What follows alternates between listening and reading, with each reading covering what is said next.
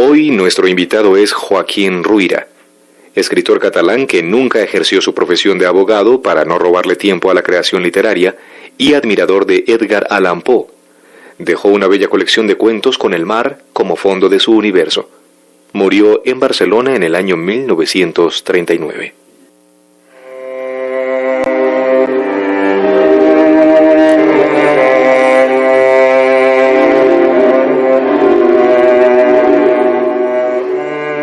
Visión agorera. No puedo imaginar qué hora sería, ni asegurar encontrarme en noche o madrugada, pero se me antojaba que me había levantado poco tiempo ha. Una modorra singular, pesada, morbosa, entorpecía mi cerebro. Al mismo tiempo experimentaba yo algún disgusto muy hondo, alguna pena abrumadora, mas érame imposible recordar sus causas. Nada, ni un mezquino detalle estaba presente en mi memoria. En vano me esforzaba en escudriñar las oscuridades de mi imaginación, buscando alguna remembranza aún no totalmente evaporada. Fue inútil. Solo alcanzaba a aumentar mi frenesí, mi honda amargura. El día estaba triste. Abovedaba el cielo un nubarrón gris oscuro que transmitía avaramente una claridad mortecina.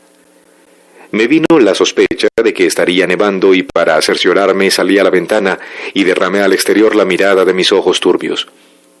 Largo rato hube de parpadear antes de convencerme de que no había nieve por ninguna parte. Mis percepciones eran sordas y penosas. Permanecí allá, contemplando la negrura de las selvas que se extendían delante de mí y dije a mis adentros: «Son los bosques de Montnegre. Ah, me encuentro en el mas». Y como si no estuviese muy seguro repetí en voz alta: «Sí, me encuentro en el mas Sabat». Imaginando que tal vez la soledad me impresionaba, anduve en busca de seres humanos. Entré en la cocina, una cocina espaciosa, negra, ahumada, de piso agreste y altísimo techo de cañas tiznadas. Allí, bajo el ancho vuelo acampanado del hogar, vi sentados en el banco al masovero y la masovera, con los brazos doblados sobre el pecho sin decir palabra, graves, cabizbajos y devorados por yerta amarillez. Por el movimiento casi imperceptible de sus labios, comprendí que rezaban. ¿Sería huella de lágrimas la claridad que serpenteaba por las facciones de la masovera? Allí cundía un desusado quebranto que yo sentía también aunque no recordase el motivo. Mientras examinaba aquella escena amilanado como no es decible, mis ojos dieron en el fondo de un pasadizo con la figura esbelta, grave y melancólica de mi madre. Etérea y blanquecina, la afable dama se me allegó, me abrazó y estampó en mi frente un dilatado beso.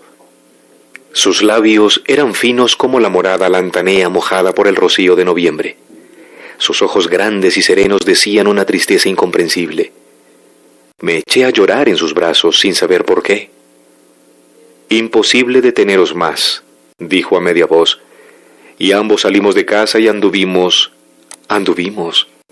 Recuerdo que el aire estaba completamente inmóvil. Las hojas secas de chopos y carolinas caían aplomadas como pájaros muertos. ¿A dónde nos encaminábamos por la ribera de aquellos torrentes solitarios? Se aproximaban las selvas. Entramos en una falda de montaña tenebrosa y poblada de enormes alcornoques, decrépitos y harapientos. Aquel viejo alcornocal era el de Montigalá, un bosque improductivo que no se había destinado al carboneo porque los transportes superaban en coste a la mercadería.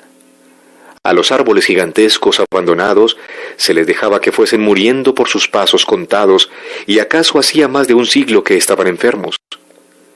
Yo conocía muy bien el añejo alcornocal de Montigalá, lugar pavoroso donde jamás había oído el gorgojeo de un ave ni el canto de un leñador. Allí el aire estaba siempre húmedo, impregnado de tufos de atmósfera cerrada y olores de moho semejantes a los que se perciben en un albergue de miserables. Mi madre, distanciada algunos pasos de mí, caminaba silenciosa, bajando la vertiente de la montaña.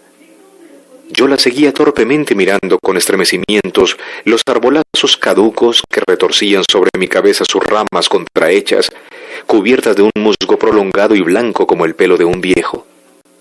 Roídos muchos de ellos a nivel del suelo por los insectos, bocelados por la carcoma, heridos y descortezados a trechos, minados algunos por podredumbres que les convertían la médula en una masa amarilla y blanda, deshecha al menor roce en un serrín impalpable como el tabaco en polvo. Abollados otros por tumores monstruosos que estallaban soltando hilillos acuosos que se extendían por el suelo a guisa de complicados riachuelos. Estos vaciados por cavidades espantosas, aquellos hendidos de arriba a abajo y con la mitad de los pesados miembros abatida a sus pies, pero todos colosales, llagados, cubiertos de polvo y telarañas, presentaban un grandioso aspecto de desolación que aterraba. Diríase que Dios los había condenado a un espantoso sufrir sin permitirles aliento ni gemido. ¡Qué extenso, qué interminable me resultaba el alcornocal! Nunca me lo había parecido tanto, y la luz del día amenguaba como si la tarde desmayase más allá de las nubes. ¿Anochecía acaso? Yo tuve intención de hablar, de preguntar algo a mi madre, pero mi voluntad arrecida y sin tino no hallaba el resorte secreto que la pone en comunicación con los sentidos, y a pesar de mis esfuerzos, no surgía la voz en mi garganta contraída. ¡Qué angustia, Dios mío! Mientras continuaba el descenso, vi allá a lo lejos, entre las malezas, a un hombre que bajaba con una maleta a cuestas. Esta visión no sugirió la idea de un viaje, de una ausencia penosa, de algo inevitable y desconsolador. ¡Pobre madrecita mía! ¿Sería ella quien partiese? ¿A dónde? ¿Aquella cabeza gris tan querida había de separarme del calor de mis besos? ¿Y por qué separarnos? ¿Por qué? Pesadamente iba dando vueltas a estas preguntas en mi imaginación y advertí a la sazón que nos acercábamos a la llanura brumosa y azulada, y mi madre apretó el paso y yo también. No sé por cuáles senderos penetramos allá, pero lo cierto es que al cabo de algún tiempo nos hallábamos en mitad de la llanura y ante la estación de una vía de ferrocarril que se perdía en el infinito. En aquel mismo instante llegaba el tren haciendo trepidar el suelo. Entonces mi madre me abrazó temblando y de pronto, deslizándose de mis brazos, después de breve carrera se precipitó en un vagón. Yo quise entrar en pos de ella, pero ella miró con terror y cerrando la puerta de un golpe gritaba: ¡No, no! Quedé despavorido. El tren se puso en marcha. Fueron desfilando los vagones delante de mí y tras los cristales pasaron unas rígidas figuras, unas caras pálidas, unas narices azuladas, unos ojos vidriosos. Después, soledad. Soledad absoluta. Sentí rodar una gota de escarcha a lo largo del espinazo y me asaltó la idea de la muerte. Esta idea clara, horripilante, me despertó. Todo aquello no había sido más que un sueño, pero me impresionó de tal manera que me apresuré a marchar del mas donde la pesadilla me había sorprendido. Volví pues a la costa, a mi casa solariega, y muchos creerán que lo digo para producir un efecto artístico, mas no es así. Encontré a mi madre enferma y la vi morir a los pocos días. ¿El sueño habría sido una sugestión, una advertencia misteriosa? No sé, pero estoy convencido de que hoy, como en tiempo de Hamlet, el cielo y la tierra ocultan muchas cosas a la miopía de los sabios.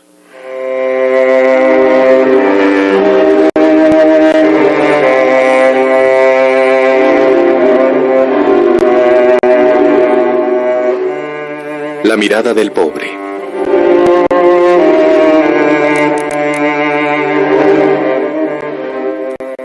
Aprisa, muy aprisa, subía un día por la Rambla con un amigo. Los dos nos habíamos acalorado, gesticulábamos sin cesar, gritábamos de lo lindo. Nos habíamos enzarzado en una disputa sobre un punto científico. Uno y otro quería llevar razón a todo trance. Creo que llegamos aún al insulto. Yo, dicho sea en honor de la verdad, más de una vez sentí la tentación de acabar la contienda a puñetazo limpio.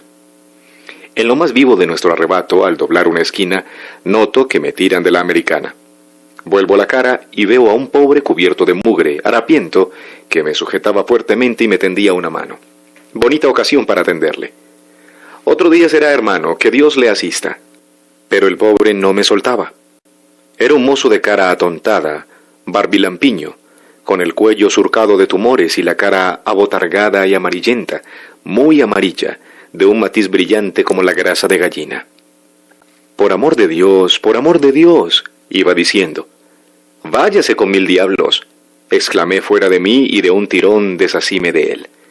El pobre quedó entonces inmóvil como una estatua, con la mano todavía tendida, dirigiéndome una mirada llena de desolación y lágrimas.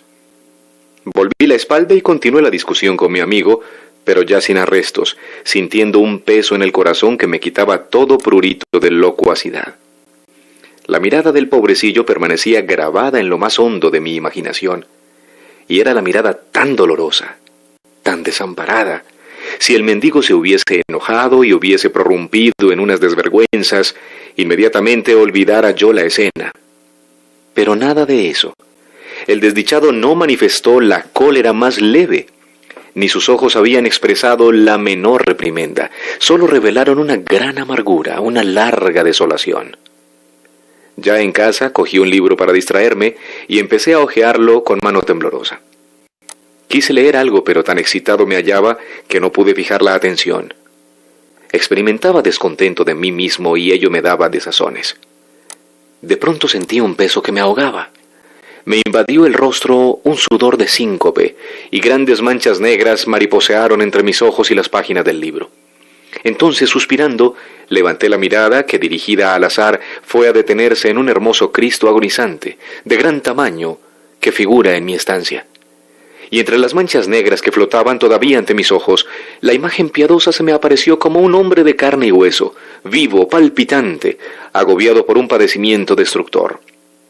Creí que sus músculos se encogían dolorosamente, que su pecho se levantaba jadeante, que el aliento estremecía la azulada nariz, los labios amoratados.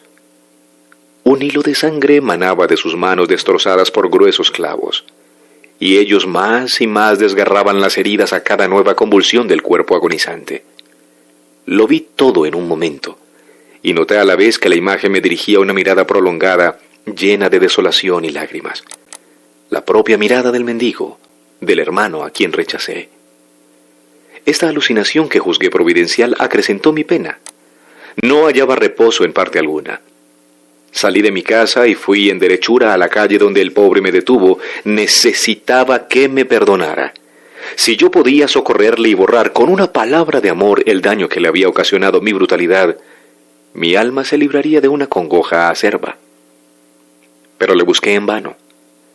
No estaba ya en aquella vía ni en las inmediatas. Pregunté por él. Nadie pudo informarme. Yo fui entonces el menesteroso y me sentí desamparado y triste.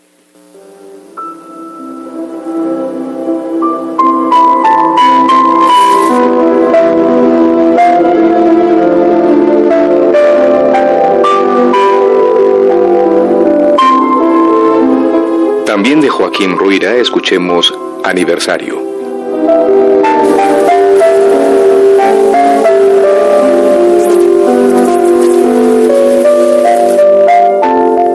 El abuelo Guicher era un viejecito de piernas baldadas, antiguo pescador que se pasaba las horas cantando a veces, otras renegando, este era un dejo del oficio, rezando otras, pero siempre conservándose bonachón y candoroso como un niño. Más pulido era que una azucena, y daba gozo verle entrando el verano en el patio de su casa bajo el emparrado.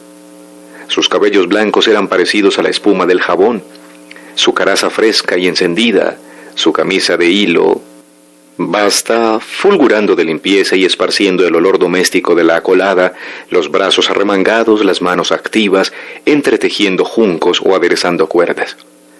No había hombre más experto en quisicosas de pescar.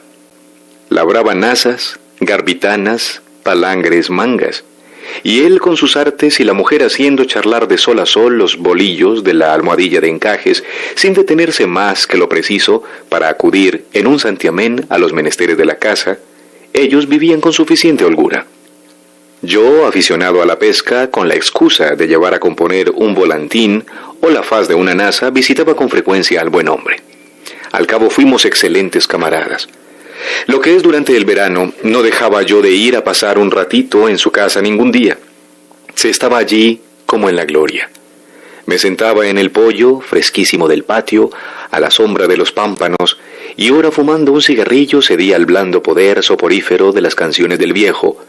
Ora discurría con él de los negocios del mar, que yo contemplaba más allá del portal abierto a todas horas.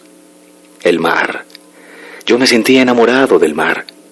No así el viejo, y a pesar de todo algo experimentaba hacia el mar, aunque fuese con el sentir de un marido hacia una mujer de malas entrañas, que le ha ocasionado muchas desazones, pero que al fin y al cabo no deja de habérsele arraigado en el alma. Jamás decía del mar cosa buena. El mar, fuego maldito, le seque, maldiciones cayeran sobre el mar. Y le sobraban motivos para odiarlo, porque le había robado un hijo, el único que en la flor de la mocedad se ahogó con sus compañeros de embarcación. Alguna vez lo amenazaba con el puño cerrado. «¡Ladrón!», decía. Pero si no hubiese podido contemplarlo, se hubiera añorado. No cabía duda, porque apenas se permitía levantar la cabeza en breve asueto, ya estaba comiéndoselo con la mirada, y todas sus distracciones consistían en resolver a qué barca pertenecía una vela apenas se vislumbraba, y en descifrar los pronósticos de los tiempos según el juego de las neblinas inconsistentes. Un día en que, según costumbre, me encaminé a su casa, me asombró hallar la puerta cerrada. A pesar de oír pasos y andanzas en el interior, no quise llamar, por no sentar plaza de importuno, y di en pensar calle arriba y calle abajo. Caía un diluvio de sol, pero yo me erguía muy valiente. Me entretuve contemplando el paisaje luminoso, el cielo de un firmísimo azul, las casas blanquísimas en hileras al pie de una eminencia peñascosa de color moreno candeal, donde brillaban las retamas en flor como las joyas sobre el pecho áspero y tostado de un cíngaro. Y luego el mar y las arenas rubias, y los laúdes con sus velas puestas a secar, y las cordilleras lejanas, azuladas, casi transparentes. Maravilloso día, y la quietud reinaba en el pueblo, que se diría aletargado. No se veía casi a nadie. En la playa candente unas mujeres en cuclillas, con los pañuelos de la cabeza echados adelante como la vela de un carro, repasaban silenciosas los desgarros de unas redes. Más allá, el maestro de Rivera, junto a una embarcación volcada, había puesto a hervir en un fueguezuelo su cazo de alquitrán. Un chico pescador había arrinconado su caña y, tendido a su sabor en lo alto de una roca, dormía tranquilamente. Todo ello se percibía a través de la vaarada que exhalaba la tierra, un vapor comparable a la pequeña sombra móvil que producía un vidrio pasado rápidamente por un rayo de luz. De las breñas bajaba un canto de cigarras, pertinaz, sin fin. Al principio me empapé de sol con cierto deleite. Lo desafiaba a que me tostase. «Ea, achicharra cuanto te venga en gana, que al cabo, don de tus manos es el vigor». Pero no tardé en sentir molestia. Mi vestido ardía y yo me dije, «Agora lo veredes. No echaré de menos sombrillas ni toldos». Efectivamente, los laúdes de sus velas extendidas me ofrecían refugios deliciosos, tentadores, principalmente un par de embarcaciones que salían al bow. Las enormes velas se veían atadas a manera de toldo de una a otra barca. No consentían el paso a un ápice de sol y, en cambio, por escaso que anduviera el vientecillo marino, había de deslizarse por allí con frescores de gotas diminutas, apenas cayere lánguidamente una ola sobre la playa. Me encaminé hacia allí y al llegar, ¡qué sorpresa! Veo al abuelo Guicher sentado sobre unas cuerdas arrolladas. Era él, sin duda. Aunque estaba de espaldas, se le reconocía infaliblemente. Su cabezota blanca descubierta, sus dilatados hombros sin más impedimenta que la camisa y los tirantes. Iba a llamarle cuando paré mientes en que estaba pasando el rosario. Entonces adiviné la solución de todo. Nos hallábamos en 14 de julio, aniversario de la catástrofe de su chico. El excelente abuelo cumplía con un piadoso deber. Muchas veces me había contado que en semejante día abandonaba sus tareas, y bien sabía yo que mientras pudo valerse de las piernas, no había faltado ningún año a la iglesia, donde oía una misa de difuntos, él, que muchos domingos la descuidaba. Pobre pobre viejecito, mira qué idea se le ha ocurrido. Ante el mar, en presencia del poético cementerio de su hijo, viene a rezarle unas oracioncillas. Ah, si la candidez es amable a los divinos ojos. Instintivamente me quité la gorra y murmuré unos Padre Nuestros. Me dominaba una emoción tan honda. El mundo se iba obscureciendo ante mis ojos humedecidos. No veía más que el hervor de fuego que producía el sol al llover sobre el agua azul, mas para mí en aquel instante no había sol ni realidad. Una ilusión me sojuzgaba. Todas aquellas lucecillas eran 1000 y 1000 llamas de las candelas que ardían para un oficio de difuntos en un templo inmenso cuyas lejanías se perdían en tinieblas vagarosas. Se oía el trémolo del órgano solemne, grave, devotísimo, creciendo poco a poco, decreciendo después blandamente. El éxtasis de algo santo se enseñoreaba del corazón. El viejo, que me había sorprendido con el rabillo del ojo, al concluir el rosario dijo una salve en voz alta para que pudiera seguirla, y luego, volviéndose, me saludó afablemente. Gracias, gracias, y goce 1000 años. Y yo no pude articular palabra porque la emoción me anudaba la garganta, pero le estreché fuertemente la mano. Puedo jurar que en mi vida me alejé de duelo alguno con el alma tan emocionada. Mas el viejo no se inmutó en lo más mínimo. Permanecía tranquilo, sereno, no se daba cuenta de lo que a mí me sobreexcitaba. Así era aquel hombre. Tenía rasgos de poeta sin darse cuenta, sin perder jamás aquella simpática ignorancia que le garantía incapaz de artificios.